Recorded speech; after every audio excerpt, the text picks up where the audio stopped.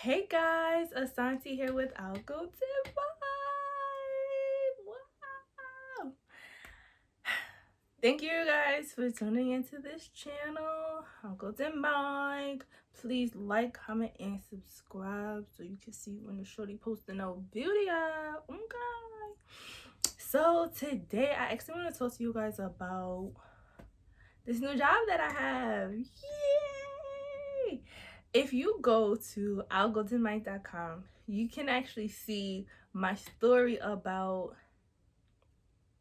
how I had 5 jobs in 6 months. And that's a little bit about when I first moved to New York from Maryland. I was not playing. I was trying to secure the bag, okay? And so, thank God, I was able to do so. And I was able to get into a position in a hospital where I'll be good for a really long time because the benefits is popping. So if you go on ourgoldenmic.com, you can view 5 jobs in 6 months, my story about my job. But now I'm here to tell you that I got a new job. I originally got the hospital job in food service. The goal was always to leave. It was always to be out, okay? And that's what happened by the grace of God, like 8 months into the position.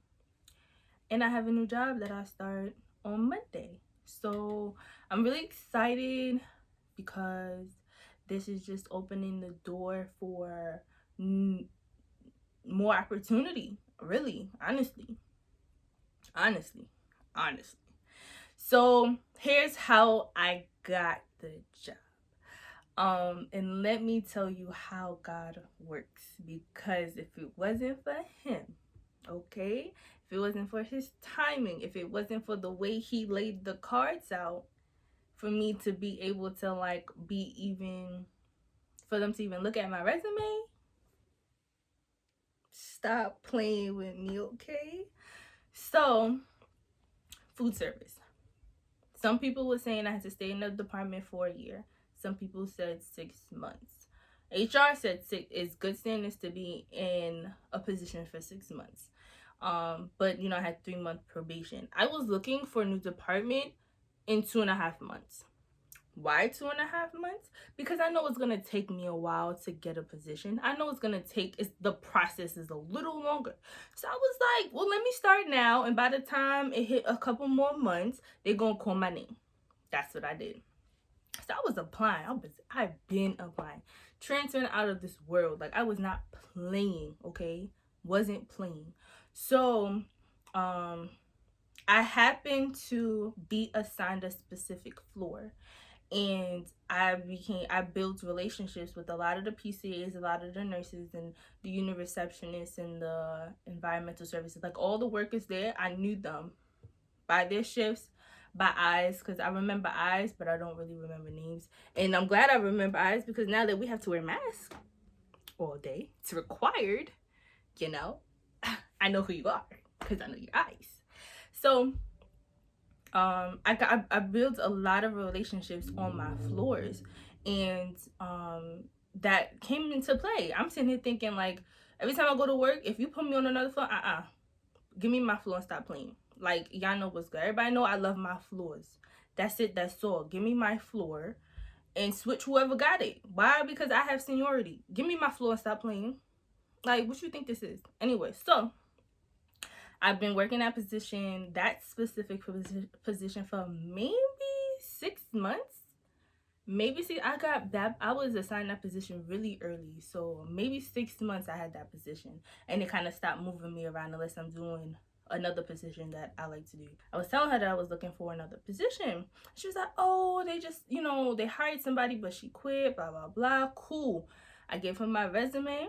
She handed it off to the nursing manager. Bet. Then COVID happened. Then coronavirus put a pause on everything. So I'm thinking, dang, like, I gotta be here a little longer, because both of my floors actually that I was assigned to actually just all been coronavirus patients. So I was like, dang, they're not gonna bring nobody into this. Okay, cool. I'm hoping it don't take a whole nother year for everything to calm down. Thank God it did. So Then I saw they post the position on the board, and I was like, stop it. Is that you, Jesus? Is this, are you, stop. Let me tell you something. Because of coronavirus, they closed the library at work, which I use very frequently to study. I use that to fax all my transfers that I want to do because I don't have one in the house. And I use that library, but they closed it.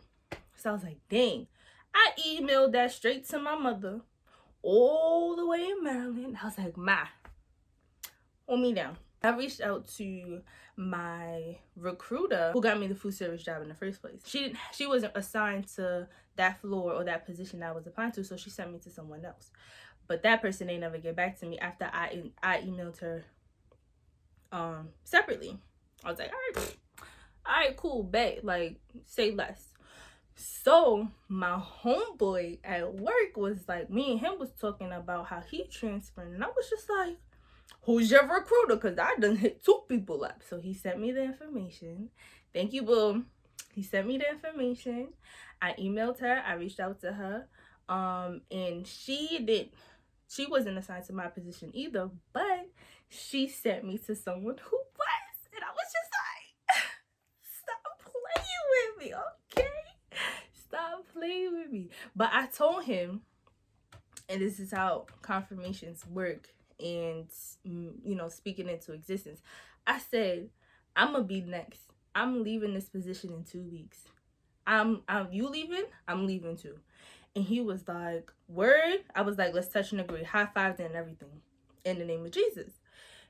I knew I was leaving. I had a deadline, okay? I was trying to be out before May 1st. Being out before May 1st. I wasn't playing. I was not playing, okay? So then I had told Mom, I confirmed with Mom, I touched and agreed with my mother and my sister. I was like, listen, by May 1st, I'm gonna get new money, okay? God's gonna place me into a position where I could do his wonders, where I could continue to do his work and not stress about paying my bills. I don't got stressed about picking up more hours. What? Stop playing with me. I wasn't playing. So, back to the story. So she reached out to me. I think I reached out to her separately, individually, from after the lady forwarded my information to her.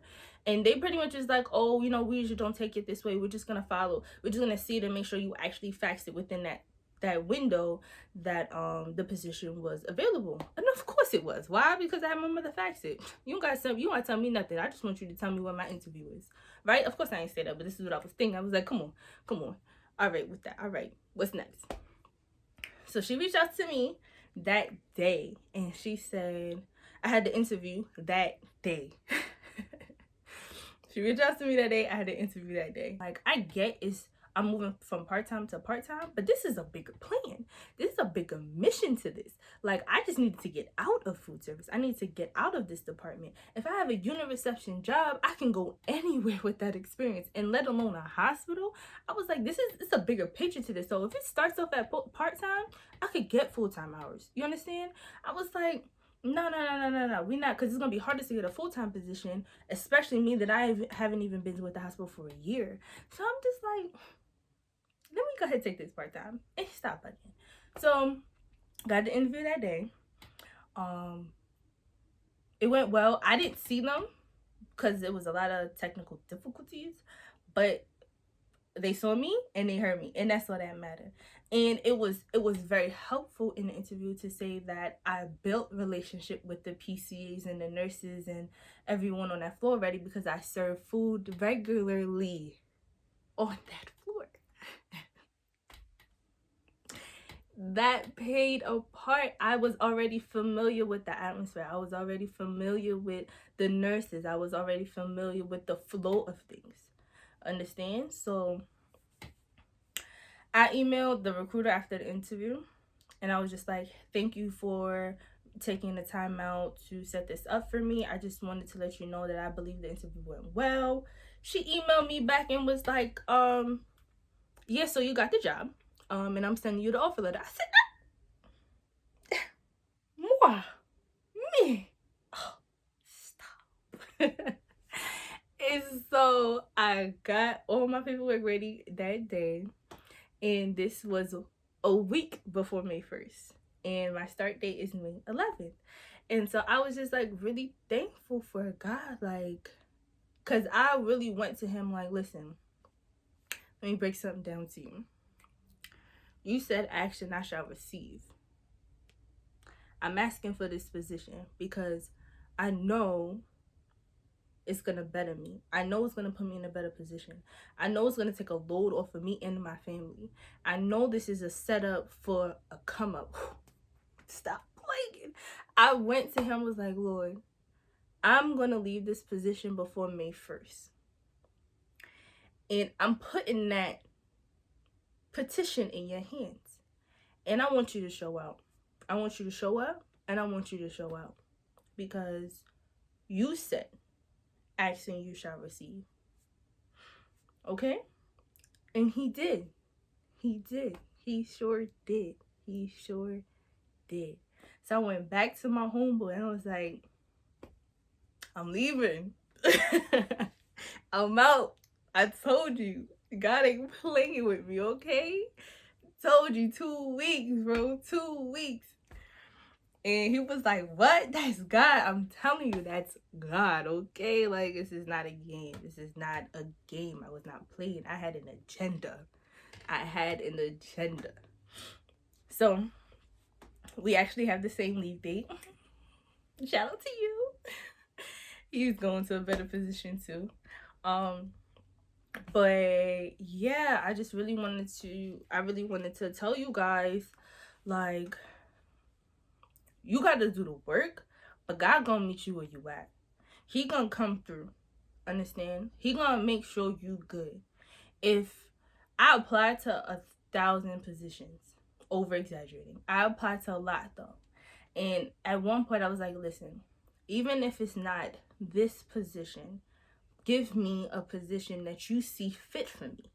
Give me a new position where it's not stressful, it's not emotionally draining, it's not chaotic, it's not frustrating, it's not taxing on my body or my mind or my soul. Like, I prayed that prayer and I just worked with one. And if it wasn't supposed to be that, then I knew he was going to give me something else. But he closed all the other doors. They didn't call me about nothing for the other positions, but this one. So, just go to God about it, okay? Just talk to him about it. Say, listen, you have better for me. What is it? He confirmed to me that this position was going to be mine. He had put in place, he showed me, he told me that I wasn't going to be in the position that I'm in now.